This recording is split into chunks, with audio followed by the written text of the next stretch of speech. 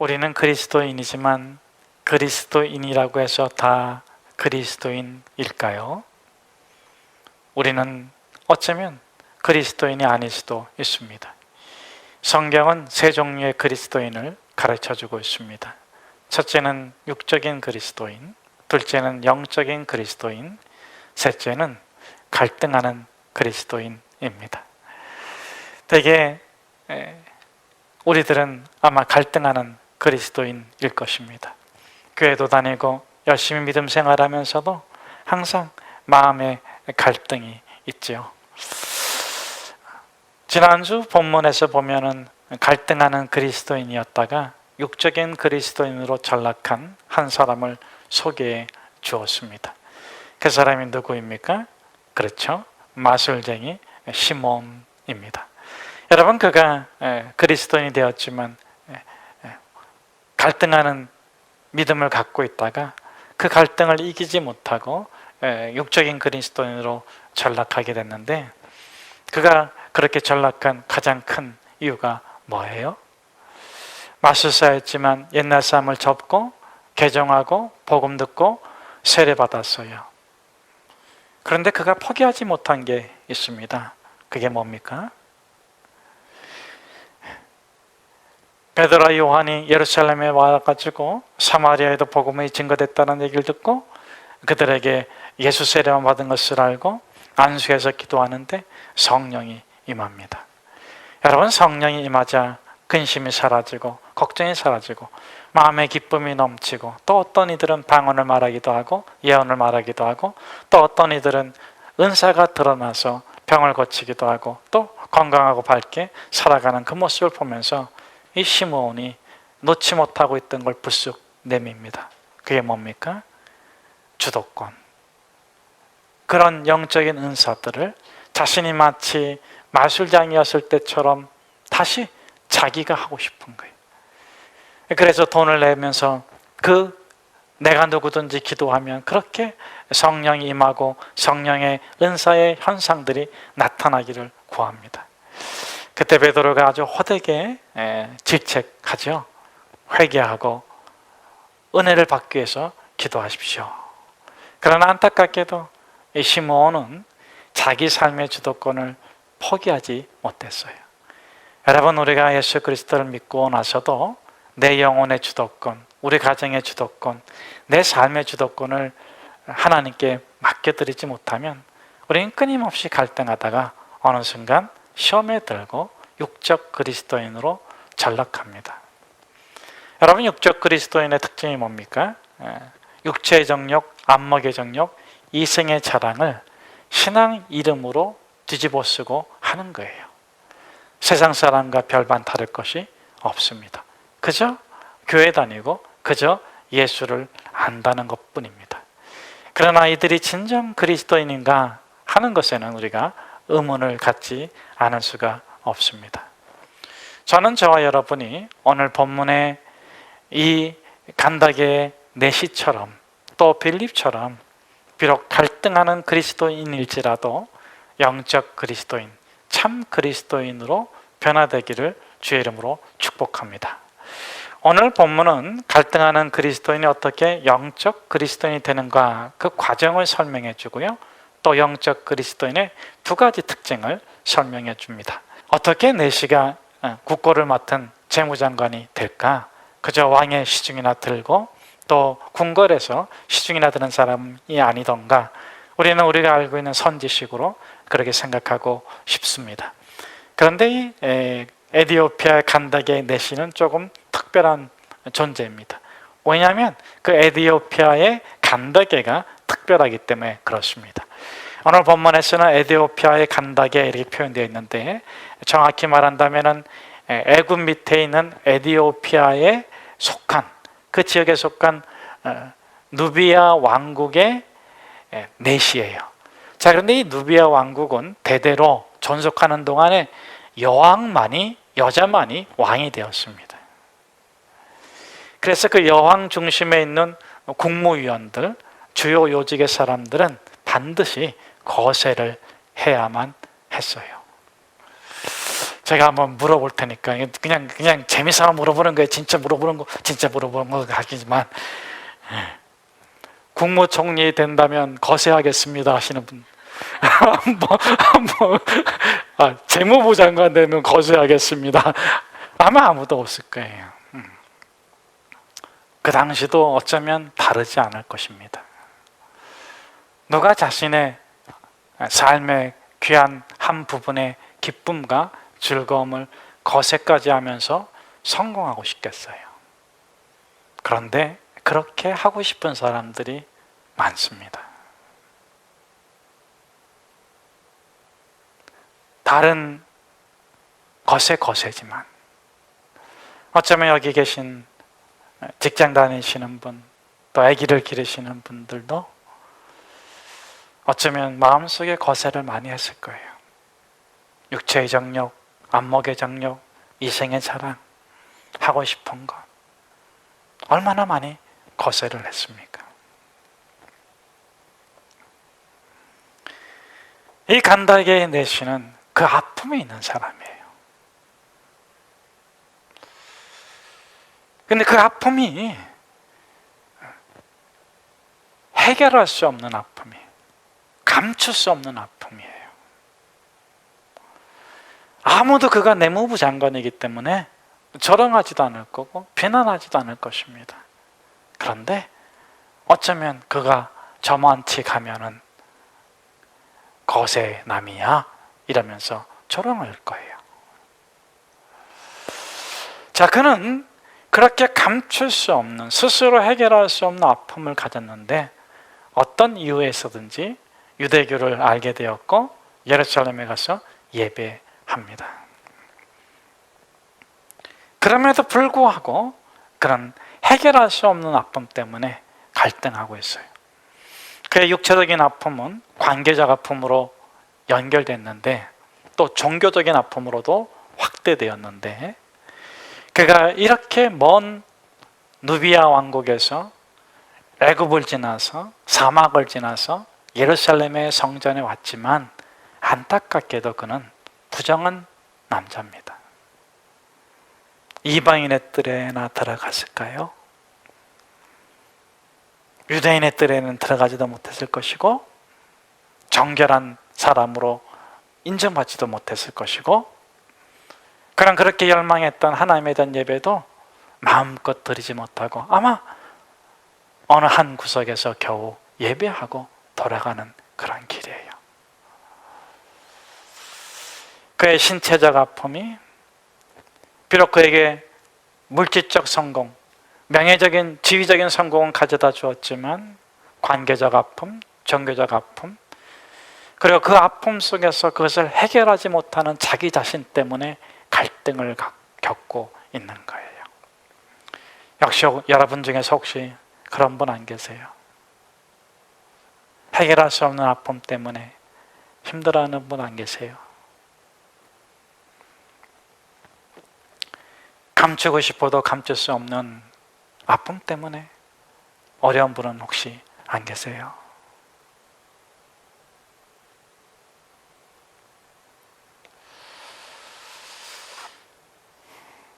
우리는 간혹 그런 기도를 드립니다. 왜 암이에요? 왜 이렇게 아파야 돼요? 왜 이렇게 힘들어야 돼요? 하나님 왜 이거 해결 안 해주세요? 어쩌면 우리가 해결할 수 없는 문제를 가지고 씨름하고 있다면 우리는 여전히 열심히 생활하지만은 갈등하는 그리스도인의 수준에 머물러 있는 거예요. 자, 그런데 오늘 이 간다게의 내시가 영적 그리스도인으로 업그레이드 되는 그런 사건이 있습니다. 그게 뭡니까? 말씀을 읽고 있는데 말씀을 깨닫지 못하고 있는 거예요. 그럼 왜 우리가 갈등하는 그리스도인으로 머물러 있는가? 말씀이 깨달아지지 않기 때문에. 왜 안 깨달아져요? 지식이 부족해서요? 아니요. 경험이 부족해서요? 아니요. 능력이 없어서? 아니요. 이해하지 못해서요? 아니요. 받아들일 수 없어서.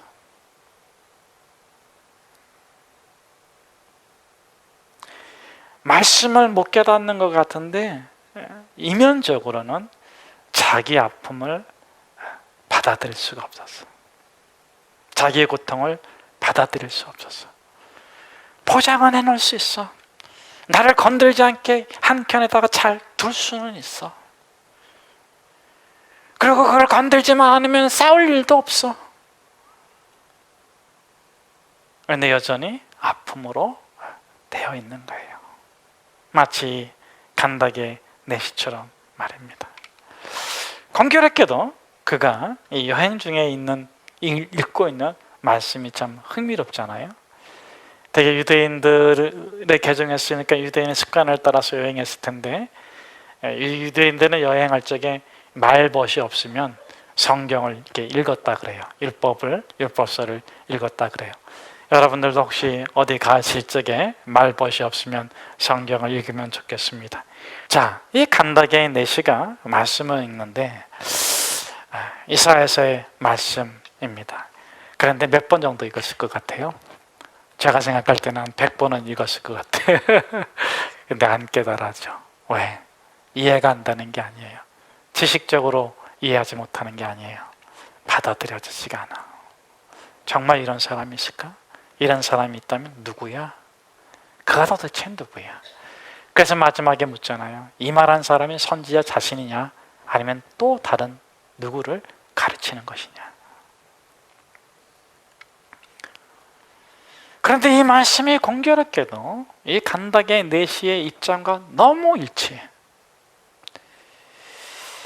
읽는 성경 구절은 이것이니 일러스되 그가 도살자에게로 가는 양과 같이 끌려갔고 털 깎는 자 앞에 있는 어린 양이 조용함과 같이 그의 입을 열지 아니하였도다.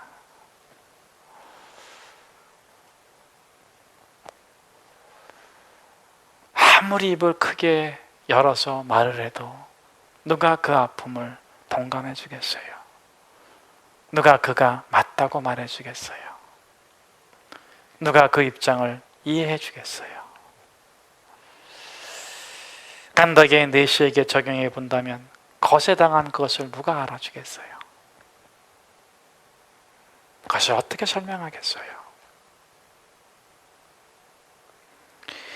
그가 굴욕을 당했을 때 공정한 재판도 받지 못하였으니 누가 그의 세대를 말하리요?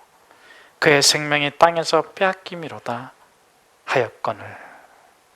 자기 생명을 빼앗기까지 그렇게 묵묵하게 그 삶을 걸어가는 그 사람이 누구냐? 도대체 이 사건이 무엇이냐? 빌립이 그 말씀으로부터 시작해서 예수 그리스도의 십자가의 복음까지 전하자 이 간닥의 내시가 드디어 예수님을 만납니다. 그의 아픔은 그대로 있지만, 보이는 아픔은 그대로 있지만, 보이는 처지는 그대로 있지만, 그가 자기의 설명할 수 없고 받아들일 수 없고 말할 수 없는 그 아픔을 주님의 은혜로 주님을 만났더니 받아들이게 된 것입니다. 그러자 그가 업그레이드 됩니다. 어떤 사람이 됩니까? 영적 그리스도인, 진정한 그리스도인으로 변화받아요. 사랑하는 여러분, 우리는 암에 걸리진 않았겠지만, 우리가 이 간닥의 내시처럼 그런 일은 당하지 않았겠지만, 저와 여러분을 아프게 하고 힘들게 하고 괴롭게 하고 정말 그것만 생각하면 어려운 그것이 우리 주 예수 그리스도의 보혈로 다 씻겨지기를 축복합니다. 여러분들이 그 아픔과 그 괴로움과 그 고통에서 더 이상 관련되지 않기를 축복합니다. 여러분들은 예수 그리스도의 보혈로 깨끗이 씻음을 받았으니 깨끗하게 사시기를 축복합니다. 여러분 예수 그리스도의 보혈로 은혜를 받고 새 사람이 되었으니 예수의 은혜로 새롭게 사시기를 축복합니다. 영적 그리스도인의 두 가지 특징이 오늘 본문에 있습니다. 첫 번째 특징은 뭡니까? 이 간닥의 내시가 기뻐하더라. 언제 기뻐했습니까? 세례를 받고 물에서 올라왔는데 빌립이 성령님께서 호련히 그를 공간 이동을 했어요. 와우.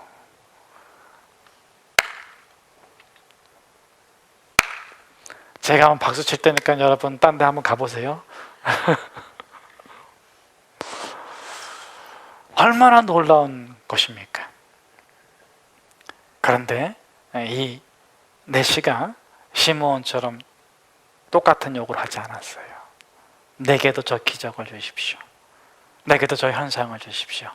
저 사람에게 일어난 일이면 나에게도 일어나게 해주십시오. 이적을 요구하지 않았어요. 여러분, 영적 그리스도인의 가장 중요한 표징, 특징은 뭐냐면 구원의 감격에 빠진다. 이 세상에서 가장 기쁘고 가장 원하고 가장 바라는 게 뭐냐면 예수님께서 나를 구원해 주신 그 구원의 감격 가운데, 그 임재 가운데 머물러 있기를 원해요.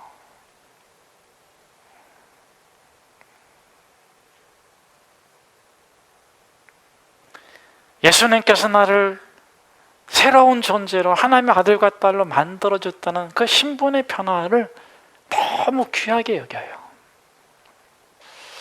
왜 우리가 신앙적으로 갈등하고 예수 믿는다고 하면서도 끊임없이 갈등하는 그리스도인에서 벗어나지 못할까요? 갈등하다 시험에 들어서 시몬처럼 되기도 하고 그렇기도 하고 다시 또 이렇게 하면서 굴곡진 삶을 살까요? 여러분, 가장 가치 있는 것, 가장 놀라운, 가장 완전한 기적에서 벗어나려고 해서 그래요. 가장 큰 기적이 뭡니까? 가장 놀라운 기적이 뭡니까? 가장 완전한 기적이 뭡니까? 내가 예수의 십자가의 은혜를 받았다. 그 구원의 기쁨, 그 구원의 감격. 내가 하나님의 아들이 되었다.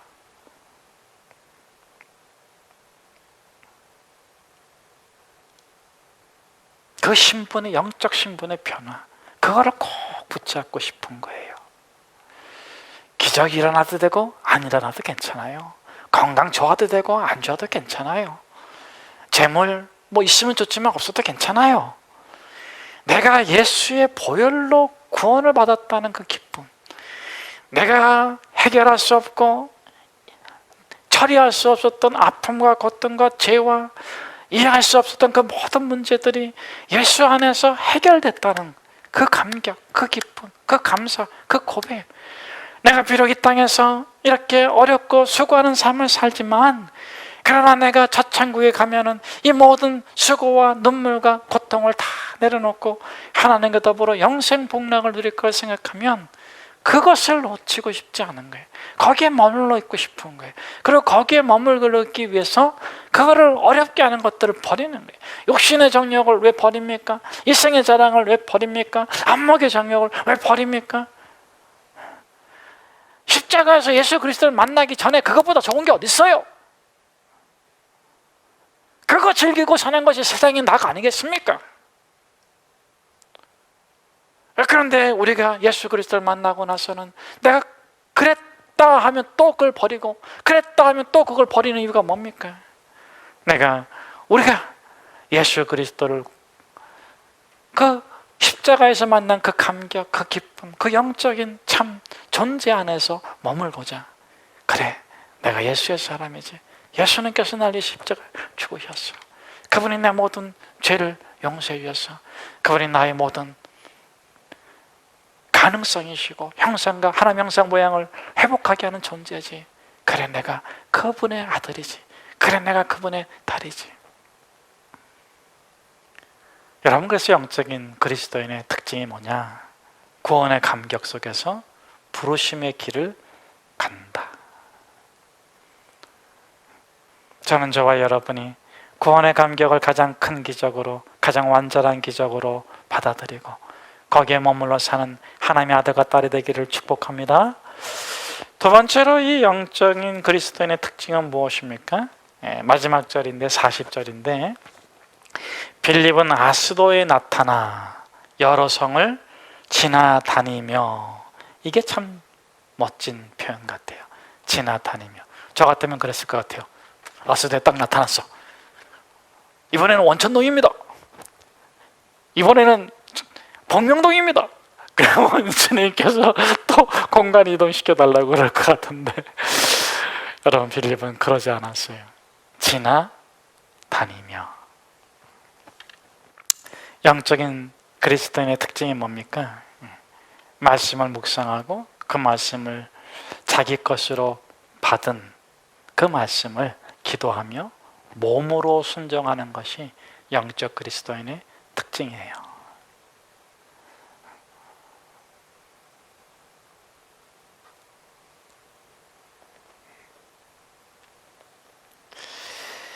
빙점으로 우리에게 잘 알려진 일본의 유명한 기독교 작가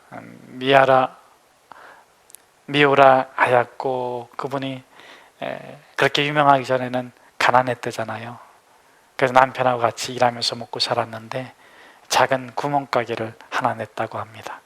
그런데 이상하게 그 구멍가게가 잘 되더랍니다. 여러분 하는 모든 일이 잘 되기를 축복합니다. 그렇게 잘 되니까는 막 처음에는 그저 조금씩 팔았는데 막 트럭으로 물건을 대다가 막 팔았어요.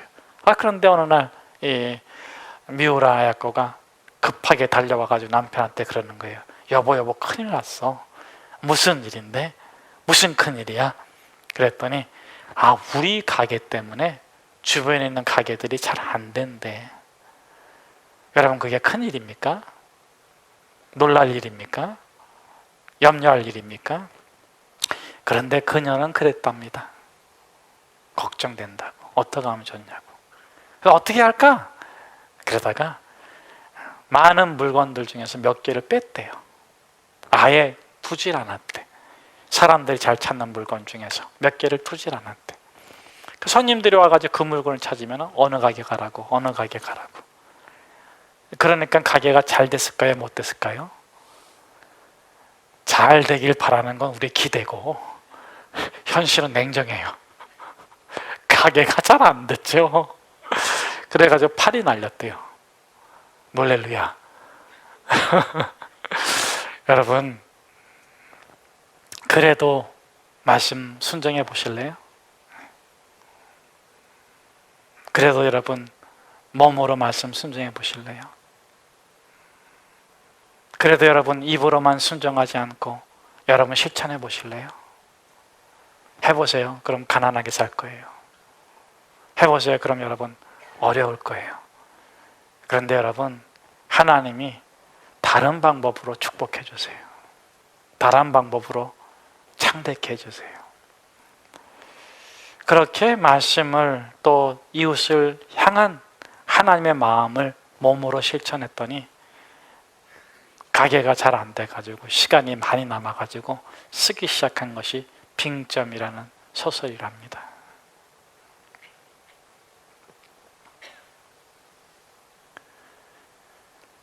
여러분 빌립이 하고자 하는 게 뭐예요? 하나님 기적 일으켜 주세요. 하나님 능력 일으켜 주세요. 하나님 공간 이동시켜 주세요. 하나님 이 문제 해결해 주세요. 이런 게 아니에요.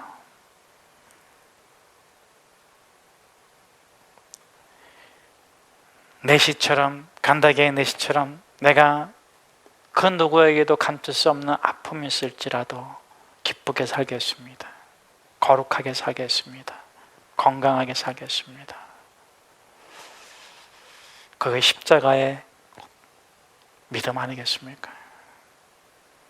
또 빌립은 하나님 내가 수고하고 어려울지라도 하나님이 나에게 주신 복음을 내가 증거하며 살고 싶습니다. 사랑하는 성도 여러분, 저는 저와 여러분이 영적인 그리스도인이 되면 좋겠어요. 영적인 그리스도인의 가장 큰 특징은 영으로 아니라 마음으로 아니라 입으로 아니라 몸으로 말씀을 실천한다.